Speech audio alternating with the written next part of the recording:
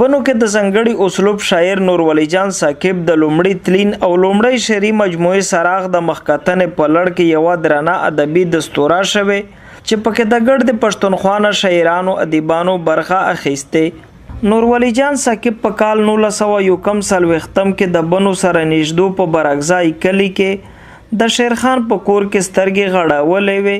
چې د درېیم میاشتې په 23 نیټه کال 1919 کې د اتو او یا کالونو په عمر کې د دې دنیا نه د تل د پاره سترګې پټې کړې نور ولی جان ساقب د غزل په حواله د ځانګړي اسلوب او قدر الکلام شاعر سره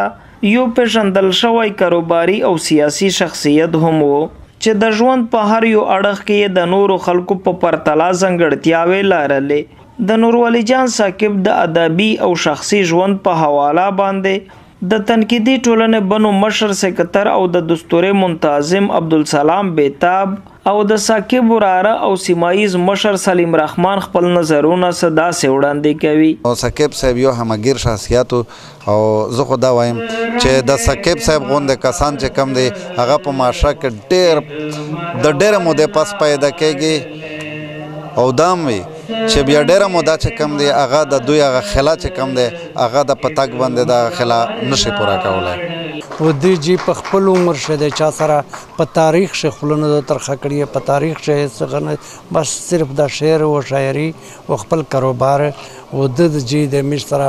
میږي د بال باج غوند سترکړي بلکې دا سه دوجی چې ډېر خاندانی نه درته وشان چې والدین یې مړه دي خو چاته پاته نه لګي د هغې ته د تنخواهی ورکولی او هغې سره د مکمل هیلپ کو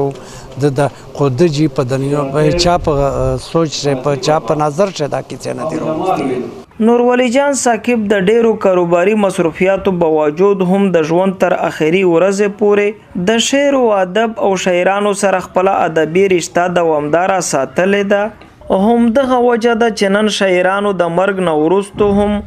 د نور ولی جان ساقب یاد تازه او ژوندی ساتلې دی د کیمرامن آفتاب خان سره ګوهر وزیر خیبر نیوز بنو